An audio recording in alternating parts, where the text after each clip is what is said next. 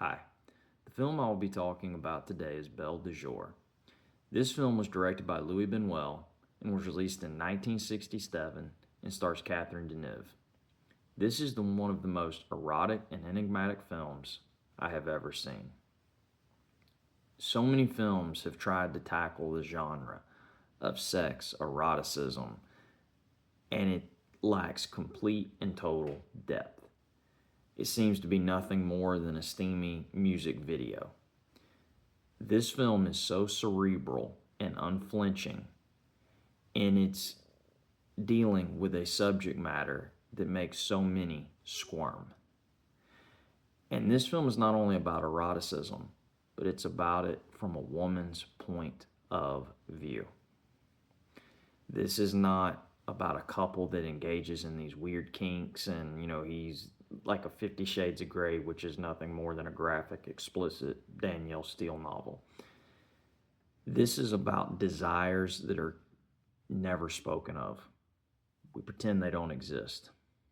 They're tucked away. Normally, in most films, if you're going to deal with hidden desires, a human being who wants a little dalliance with debauchery every so often, it would be a man. Because we all understand and we accept that men can love their wife, but might need to slip out every so often because there's a part of them that she can't satisfy. And he's a man of appetites and desires. We don't want to think of a woman who might also have some of those desires that her husband can't satisfy. That is emasculating to a man. We're supposed to be the ones who are the conquerors, who satisfy that aspect of our wife, who always want more, can never get enough. To turn that on its head, and especially by an actress like Catherine Deneuve, who has these porcelain good looks. I mean, she looks as though she was born to be married to the king. I mean, she's sophisticated, she's sexy, she's beautiful, she's everything, any woman would want to be. And an actress like her could coast on that. She didn't have to do a part like this. If anything, this could bring her career down. She's not playing, the woman that the good-looking guy goes for and they live happily ever after and Prince Charming comes in. She's playing a woman who's disenfranchised with her life and who also has a very loyal, loving, handsome husband. Doesn't matter. She needs more. The character in the film, Severine, is very reluctant to engage. It's something that just has to stay close inside. And the film starts off with she and her husband Pierre in a carriage, and suddenly it comes to an end, and they get out of the carriage and they take her by her wrists and tie them up to a tree. And somebody gets out and takes a whip and they kind of rip the back of her dress open. They're going to flog her out there. And then all of a sudden it shows her sitting in a bed and her husband's, and he comes in. She goes, "Oh, I was just thinking about you." She wasn't really lying. She was thinking about him. She didn't give him the whole story either, did she? And it's at that point we realize, as a viewer, I realize we're in for a pretty wild ride here. This film is not for the faint of heart. This is for those with a strong constitution who can deal with seeing boundaries be pushed and new ideas being explored. And as the film progresses, we see that they kind of live this bougie lifestyle. They almost look like a real life Ken and Barbie. And then through her friend, who's also kind of disenfranchised with life, Henri, she hears about another friend they have that for a while had worked in a brothel. And we see with Severine, this piques her intrigue.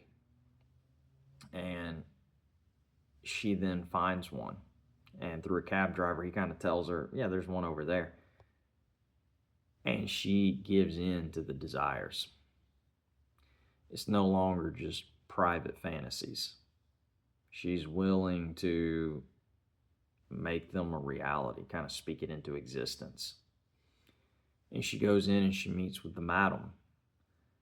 And this is also a very attractive woman. And what's interesting in the film is we see there's a tension between the two of them. And the madam is somebody who seems to almost view sex and love, they're roommates, but they're not the same. And these are very cut and dried, pragmatic people. And what's interesting is we're kind of sold this notion that all women believe in Cinderella, and they're hungry for that. They're the one, Valentine's Day is for them. It's not for the husband. What happens later is for the husband, but everything of that, he just is suffering through it. And this film kind of shows that there's a lot of women out there that they also care what comes later. They're just maybe tentative about telling those closest to them that they're unhappy, what that would do to him, how that would shatter a trust that they have, how he would feel less than around her for that. And two, it's almost, society kind of tells us that women enjoy romance and sex is just something that comes with it. How many sitcoms have we seen where the woman almost seems to do it out of obligation? It's like, okay, Everybody Loves Raymond milked that trope for all it was worth. It was all about him, and he just kind of followed her around like a puppy, and like, okay, and oh wow, he's so excited. That sitcom's just what came to mind right now, but so many others have done that. And they kind of would increase the stereotype that, women want a night out. They want dinner. They want candles. They want this. They want that. And that's what men don't understand is, you got to have the wrong. Well, with this is a woman who wants things that are demented, that are violent, that are kinky. There's no way around it. It's not, her husband tries to be as romantic as possible for her. But it has to be, for her, taboo. It has to be off limits. There has to be an element of danger, depravity. How can she give voice to that? So she realizes the best thing she can do is explore that part of herself that has been repressed for so long in this brothel. And when she returns back, the director, Bunuel, does such a great job where the camera follows her up to say, and we see her feet. And at a certain point, we see the foot turn. She's going to go. And then we see the foot turn back. She's going to carry this out. And she goes in there with the other girls, and the women in the brothel all have a sense of intelligence. And all seem to kind of understand that, it's a job. We got to do what we got to do. And they seem somewhat detached from what they're doing. But she seems a little different. She's not detached yet. She's there to fulfill a desire. Not so much to fulfill someone else's, but to fill hers. And because it's a brothel, it offers that depravity. It's no chance of intimacy. Money's being exchanged. It is dirty. It is wrong. It's what she's looking for. And in her first encounter with a client, she kind of turns away, and she's walking, and the madam kind of grabs her by the arm, and she relents and goes, and the madam looks at her and says, "You seem to respond to a firm hand." And we realize that she's kind of looking for that. Her husband's almost too good for her, or too good to her, excuse me. She knows he doesn't have it in him to fulfill that part of her that she's yearning to be fulfilled. She wouldn't even dream of asking him to do that. It'd be almost as if she's asking him to step outside of himself. What would that do to him? How would he look at her? He's just gonna want to divorce and to take a shower and to think, how did I ever even marry someone like you? And she slowly starts to indulge this part of herself. She gets her, daily dose of debauchery now. She works there from 2 to 5. She's living this double life. And eventually a certain client takes a shine to her. He's kind of this miscreant hood who's always in and out of trouble, lives outside the law. He's got these teeth that are like, like gold, and pretty rough character. She likes it. And it's kind of funny because he's everything she's not. He's got a scar. He's been down the rough road. And then she's this flawless beauty. And the dichotomy between someone whose looks represent perfection and she's yearning for a darkness, for anything but perfection. She wants the struggle. She likes the ugly side of life. That's almost what pulls her in. It's the polar opposite of who she is. She needs the tough love. She needs the depraved. It's as if she's so beautiful that only that which is, its opposite can bring her in. Her husband represents what society wants to see her with, someone of her stature. And it is true that when you have a certain look, certain things are put on you. You're supposed to be with this person. You're supposed to be with this. You need to eat at these kind of restaurants. You need to wear these kind of clothes. And it's as if she's just gone along with that because it's easier as opposed to pushing back. But the sexual chemistry that she and this gentleman have is what is so lacking in her marriage. Now, we all know at the same time she doesn't love him. It's this physical thing that he can give her that her loving, dutiful husband just can't. And eventually his obsession grows. And the two worlds that she's masterfully kept apart merge, and they merge violently. And the darkness of her fantasies has now come to light. And her husband ends up being damaged by this man, and the gentleman goes off and kind of has this fatal ending. And the film kind of shows her in this sort of crestfallen sense, and then she turns and her husband seems to be okay again. And it doesn't spell it out for us, but we kind of know maybe that's the fantasy, is that she's having to go to that place because realizing what she has brought to that marriage, she brought them all down. And how the root of what caused this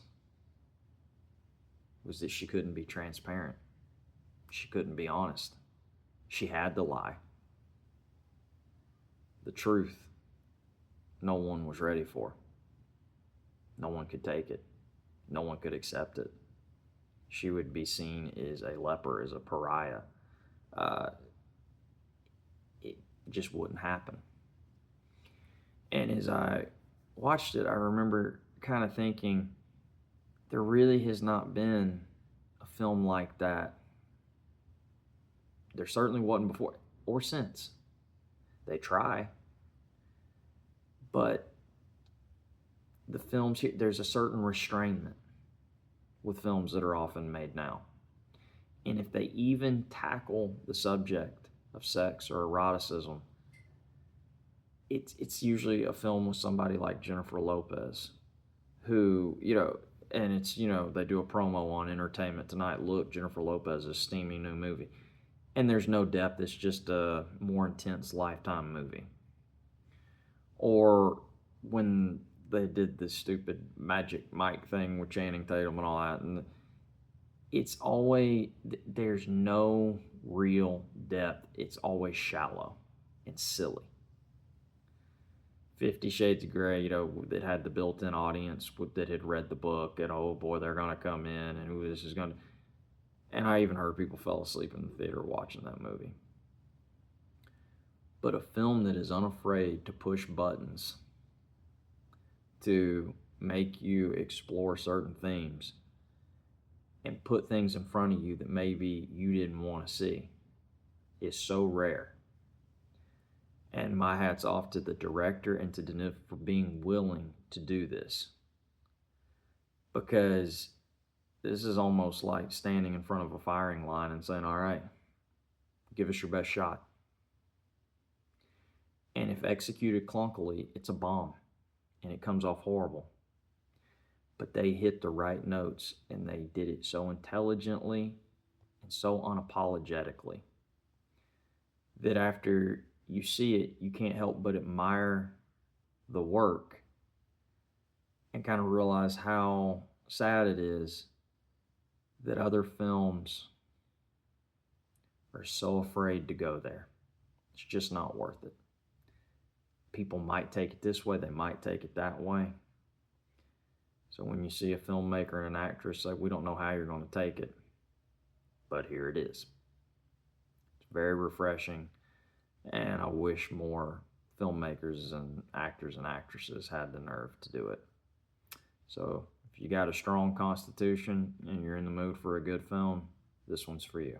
Until next time, thanks.